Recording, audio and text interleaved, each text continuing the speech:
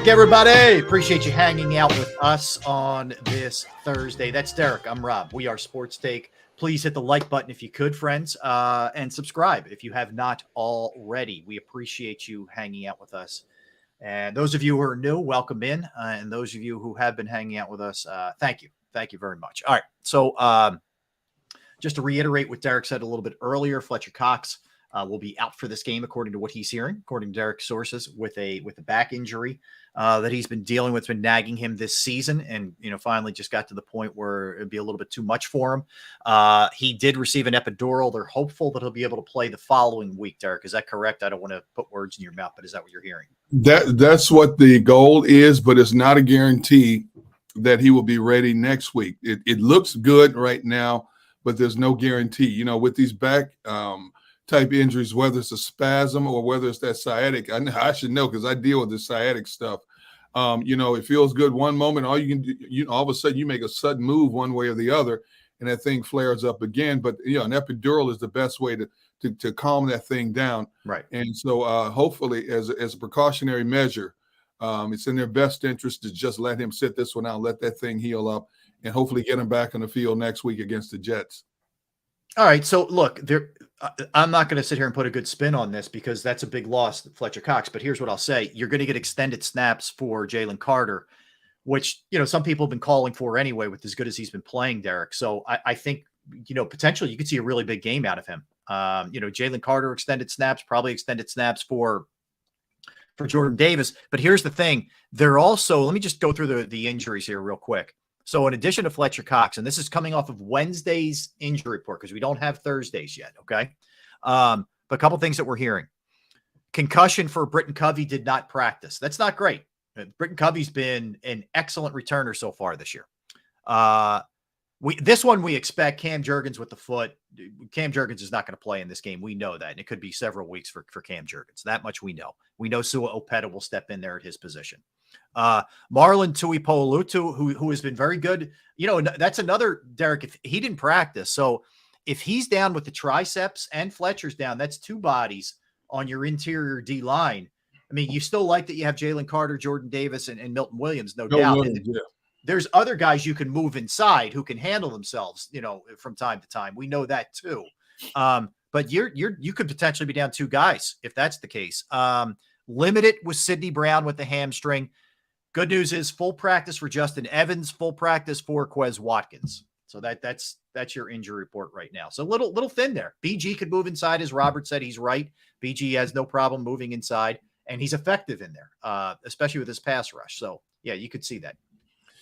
Even with the injuries, the little nicks and pains that are piling up from the Eagles squad, they still have enough talent to go out there and get the job done. Yep. But they're going to have to be on their P's and Q's. We've talked about and broken down, every game, and it's because what we do is what we're called to do. And, we talk about the positives, but there are some glaring weaknesses that we've seen up to this point that have been a consistent pattern.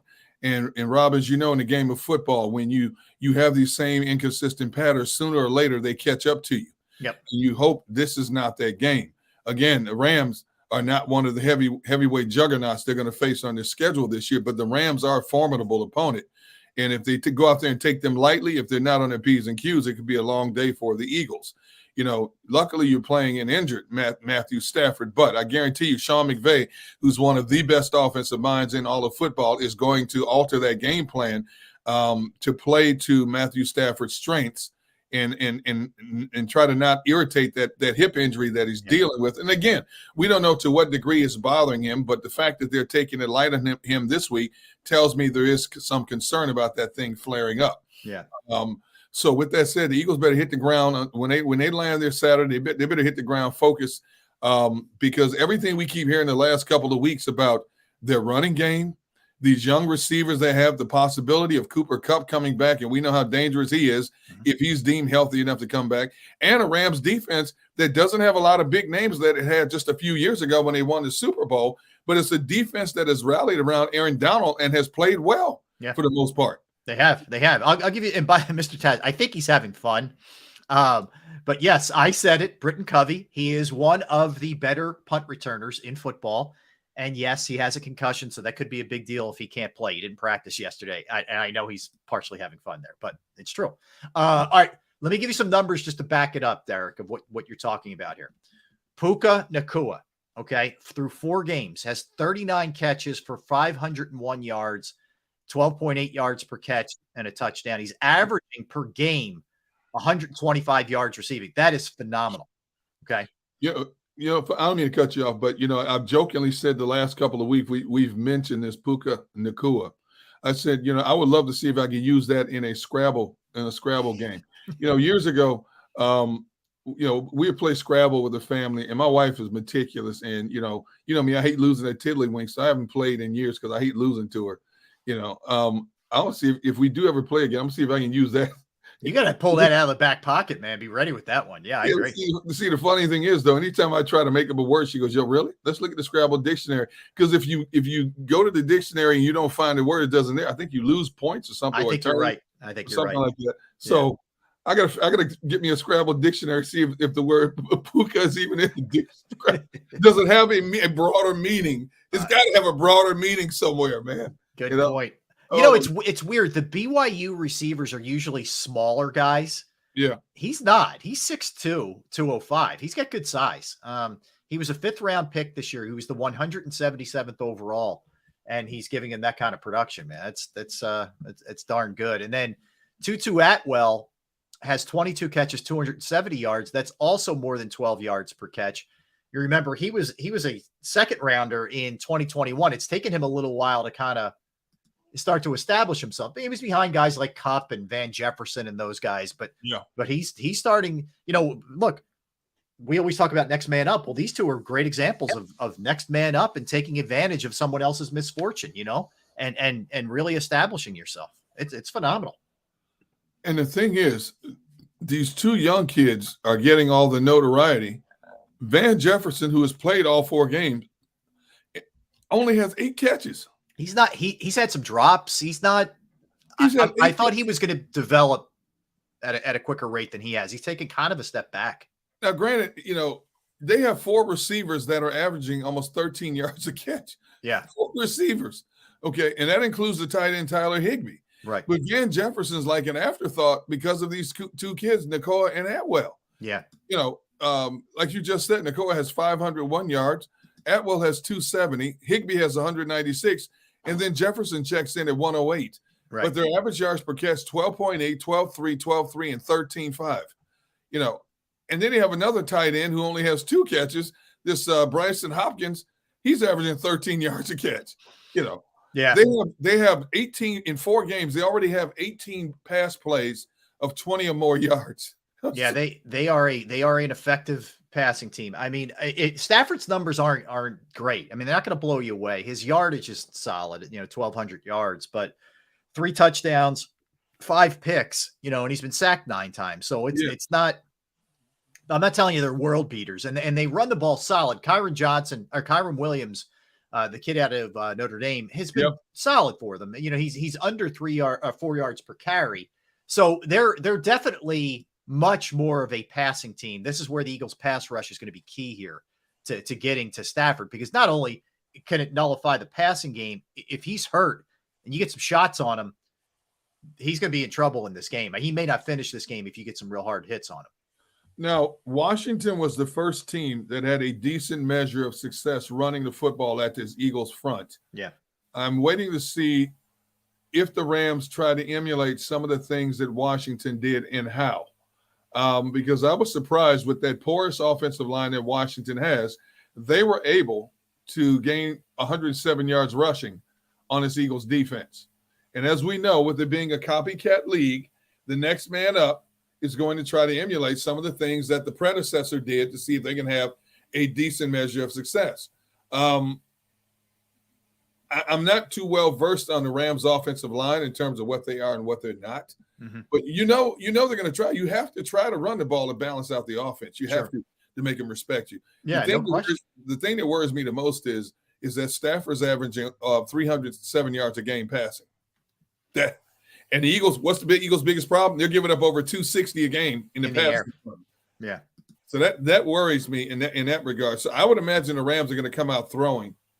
to try to loosen up this Eagles defense. I would imagine that too. I wonder, like, how if you're McVay, who obviously is a very, very smart guy, do you stay with your strength, which is passing it, and say, stop us? And clearly the Eagles have issues stopping the pass.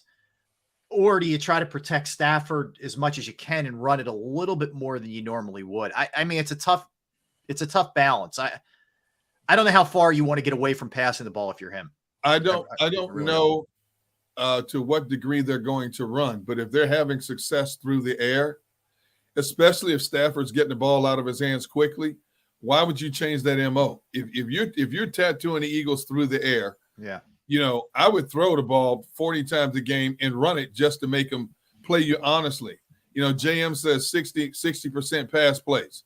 Okay, if they stay true to that and they're having a good measure of success, you're not going to change that formula. If they've got this Eagles defense on his heels with the passing game, and especially if Cooper Kupp plays, one thing about McVay, he likes to run a lot of crossing patterns. Yep. And I don't care how good your secondary is, there's a lot of confusion back there in terms of, okay, you play this zone, when this one cross, you take that. There's a lot, it only takes a fraction of a second for a receiver to find that open window, especially if you got three receivers running crossing routes and all of a sudden the tight end curls out and sets in a hole and he's wide open because the back end is trying to cover these three receivers. That's a problem. Oh, yeah. Problem. So, yeah. And Higbee's a good one. Tyler Higbee's a good one. He's a sure-handed catcher, and he can get the yards after the catch. So it's going to be an interesting matchup. Hopefully the Eagles front can, without Fletcher Cox, can get to Stafford, get him off his spot, get a couple shots on that hip, slow him up a little bit. But if not, game's going to be a lot closer than it should be. Yeah, I think it's going to be points scored in the game, Derek, either way. I think if Stafford stays healthy, if he can stay upright throughout the game, they're going to have success in the air. It's just kind of the way it's going to go for a little while here. I mean, the good news is you might get Sidney Brown back. It looks like you're getting Justin Evans back, from an Eagles standpoint. And I have no doubt that the Eagles are going to be able to do some things. I mean, the passing game returned last week. They still, even though they didn't go crazy running the ball, they ran the ball effectively last week. They had 4 yards per carry out of DeAndre Swift. So I think it's going to be points scored on both sides. I mean, I was looking at the over-under was 50 last time I checked. Let me just double check and see where it's at now. But obviously that's a big total for a game, but I don't think it's too far off. Actually, it's 50. It's gone up to 50.5. I'm just seeing if there's any other over-unders this week that are that high. And I don't think that there's one. There's only one game with a higher total, and that's the Chiefs and the Vikings. Okay. It's 52.5. So, Vegas is looking at this as a high-scoring game, and I agree with Vegas. I think it's going to be a high-scoring game. What's the over-under again? Eagles are 50.5 points. Woo. Yeah. Wow. Yeah. And they're averaging 28 a game. They should be able to score 28 on this Rams defense. Can he keep the Rams from scoring 28 plus? Yeah, that's the big question. I mean, so if you look at the Rams, Derek, they won both of their road games. Impressive win in Seattle. You can look at it either they caught Seattle early, where Seattle didn't quite have this figured out yet. Well, I look at it as a quality win. Seattle's played very good football, for most of this season. So, props there. But they won on the road at the Colts, who have been solid so far. It was a walk-off touchdown catch.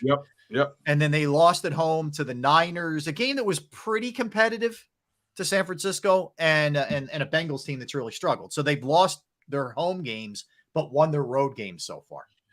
Well, right now, this Rams defense is ranked 9th overall. They're giving up 185 yards passing, 111 rushing, but here's up 21 points a game. Now, I don't think that defense can stop the Eagles from scoring at least 25 points in this game. But then again, it comes down to the turnovers, protecting the football. And they're playing at home. And I'm sure McVay is beating it in their head. Yeah. We have not won at home yet. It's imperative we win at home. We have to win at home. Right. And, offensively, right now the Rams are 4th in the league offensively. Yeah. They're right ahead of the Eagles offensively, and they're averaging 25 points a game. Eagles are averaging 29. The Rams are averaging 104 yards rushing a game. But the key is they're averaging, according to this stat, 289 passing. And that's the key. Can the Eagles defensively in the passing game, number one, get to Stafford, make him uncomfortable? Number two, can they defend those receivers, of those three receivers, and I'm not including Cooper Kupp, but if Cooper Kupp out there, they have four problems to deal with in the passing game. Yeah, and he practiced yesterday, so we'll see. We'll see how it goes. But yeah, I mean, just go to the other side. Let's go to their defense, like you pointed out. They're just a tick ahead of the Eagles in terms of points allowed, per game. They're doing a nice job this year so far, 21.3. Passing game for the Rams, pretty good so far too. I mean, they're in the top 10, Derek. They're only allowing in the air a $184.8, which is good. In comparison, the Eagles are giving up 260. That's a huge difference. Yeah. There. Yep. And that's where I'm concerned. Yeah. And then if let's say the Eagles are playing from behind again, then you got to deal with that man, Aaron Donald. Now, now here's the thing. Aaron Donald has played the Eagles 4 times. He has never had a sack against the Eagles. They have traditionally done a nice job against him. Done a nice job against him. And I guarantee you he will be the focal point of defending against this Rams defense on Sunday as well. No doubt. He's the guy you start with, and then everybody else you branch off onto. Yep, absolutely. And I think the Eagles from tackle to tackle have enough along the offensive line to contain everybody else, but you better double up that dude, Aaron Donald. You've had a good measure of success in the past. You better make sure you have that same kind of success this time for sure. Let me ask you, is this, I know we talked about it a little bit earlier, that we all feel pretty good about Sua Opeta stepping in there for a couple reasons. One, he's a very competent backup. 2, Stoutland coaching him up. 3, the guys that he's with. So I think for all those reasons, you feel good about him. But this could be a game where Aaron Donald is lining up on him. A little more cause for concern there, as far as that piece of it goes. I'm very confident in Opeta. That's why, again, that's why you see Jeff Stoutland cross-training offensive linemen. And when Opeta's in there, especially in the running game, he's as solid as anybody you can put in there. Now, across the board, the pass protection has not been as consistent as we thought it would be. But I'm not worried about putting Opeta in there. That's the luxury these Eagles have with their offensive linemen that most teams don't. We've seen time and time again, go back to last year and even this year, when a frontline offensive line guy is down, you can see it's a glaring weakness along other teams' offensive lines.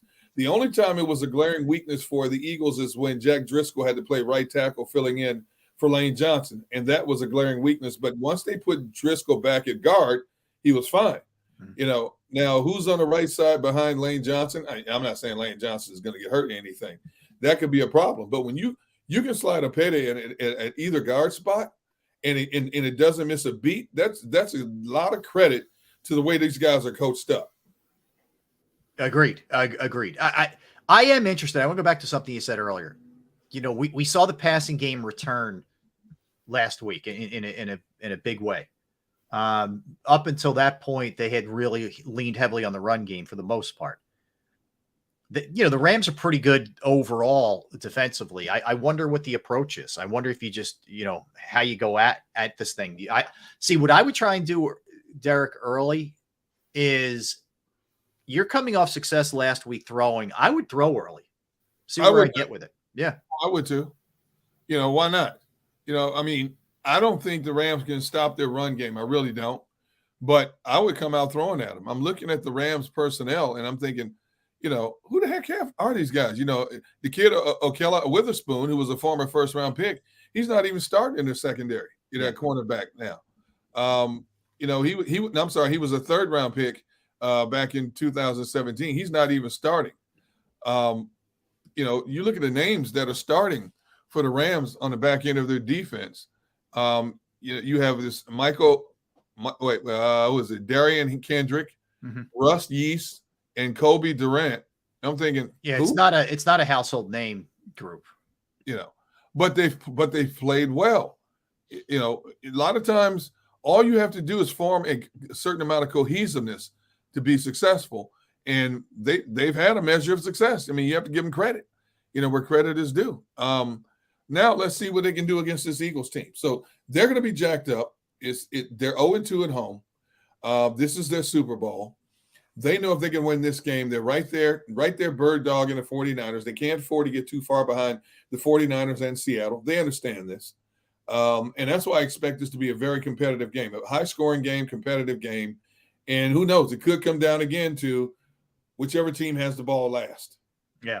And this is also where we're going to start finding out if, Desai and the group are capable of adjusting with the personnel that they have.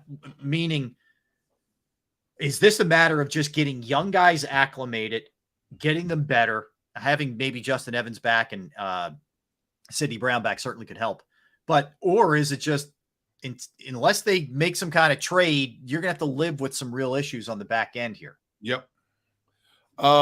Would you go so far? I would go so far as to say the Rams are the best offensive challenge the Eagles will face up to this point because of Sean McVay.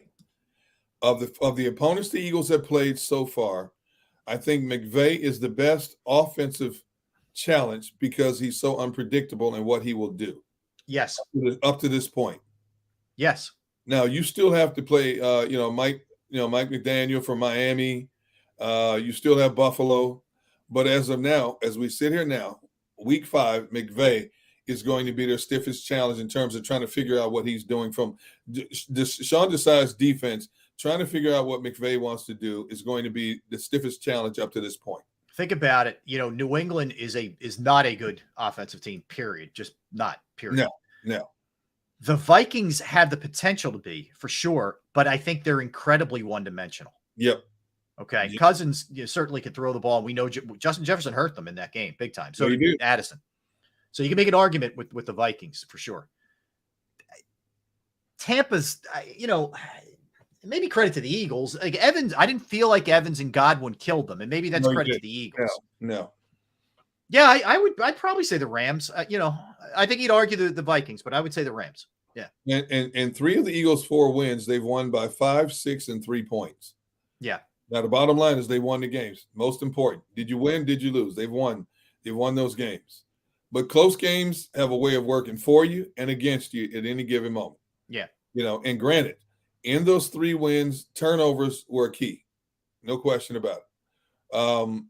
And turnovers, I believe, is going to be a key in this game as well. Whoever protects the ball better should come out victorious in this game. But I do believe this also. The Eagles can be a little bit more flawed offensively and still find a way to win their game. The Rams have to be meticulous in their approach to the Eagles game because on both sides of the ball, I don't think they are stout enough to come from behind, especially if they're down 10 or more points. The Eagles have enough talent to come down from 10 or more points. Yeah. They proved that in the Washington game. I don't think the Rams can. So from the Rams' perspective, you've got to get a lead on the Eagles and make them play catch up. From the Eagles' perspective, you cannot let this game get too out of control and let the Rams maintain that momentum. Momentum, say what you want to say, but momentum goes a long way sometimes in terms of deciding the outcome of a game. Well, I think the biggest thing from the Eagles, the way they played so far, is you can look at it 2 ways. Either they know how to win football games even when they're not playing their A game, which, that's a great trait to have going forward. It's what the good teams do. No doubt. But I think the other thing is you need to understand that there's a lot of things that need to be corrected. Yes, you won. And yes, you made the plays you had to make, but there was a little bit of good fortune and you were maybe not playing the best teams in football. So you better be fixing these things. So what you need to see is corrections along the way. We can't keep seeing the same mistakes that we saw through the first 4 games, just little things, little detail things that I think they were just a hair off. Maybe some of that is new coaching, just getting acclimated to one another. Yeah. Some of that is injury. Some of that is younger players who aren't as experienced as you had last year. But the biggest thing you need to see is continued improvement. If you don't see that, then you're going to fall prey to some of the things that happened to you in those games that you lost. I mean, it's just that simple. And I think they understand that. Believe me, look, Derek, at every turn, and I don't think this is just the Eagles saying this to the media. They know down deep, we haven't played our A game. No, we have not. And when we start playing the other, this Rams team is nothing to sneeze at. But when we start playing the Dolphins and Seahawks and Bills and 49ers, Cowboys, got to be much better than this, or they will be losses, plain and simple. And I don't know how much better they will be, Rob, in terms of pass coverage. I really don't. I don't either. That's the big thing for me. I don't think so either. I think we just have to live with this sort of. You know, I reached out to somebody a couple of weeks ago, or last week, and I said, because I heard them talking about it on their format, and I texted them. I said, I think this pass defense is going to be suspect all year, and I got an emphatic yes as a response.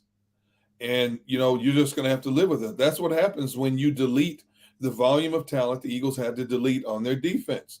The pass rush is not going to be as formidable. It's still going to be very good, but it's not going to be as formidable when you look at the collection of players they had last year. When you look at the collection of players they had on the back end last year, and say what you want to say about Marcus Epps. Marcus Epps, as the season went on, Marcus Epps was a good player, a good safety for this Eagles team.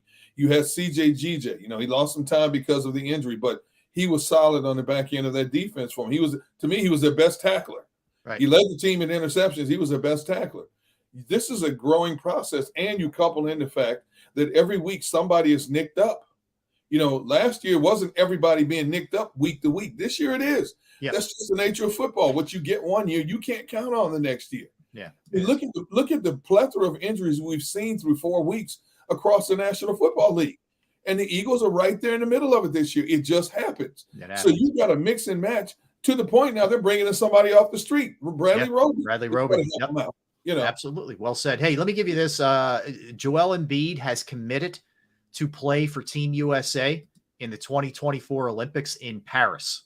Really? So Joel Embiid will, yes, he's an American citizen.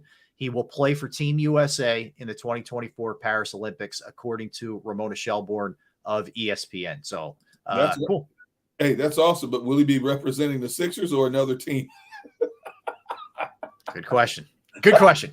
All right. So let's come back and we will dig in a little bit further on everything Phillies, Eagles, and Sixers with columnist from the Philadelphia Inquirer, Mike Sealski. So don't go anywhere. That's Derek Gunn. I'm Rob Ellis. We are Sports Take, JAKIB Sports YouTube Network. I'm going to tell you about Jim Murray and Principal Financial Group, because knowing who to trust with your finances can be a very scary proposition. And I was that same person for a very long time. But I found Jim Murray and Principal Financial Group, and I want you to not have to go through what I went through. Okay. So whether it's retirement planning, 401k review, insurance review, you have a small business and you're trying to figure out how do I go about in establishing my employee benefits? Well, that's another resource that Jim can help you with. Now, I've entrusted my IRA, my 401k rollovers with Jim, and I couldn't be any happier. You will be too. Give him a call, 610-996-4751. I'll tell you that again, 610-996-4751. Or you can email him, Murray, MURRAY .Jim @principal.com. That's Murray.Jim @principal.com.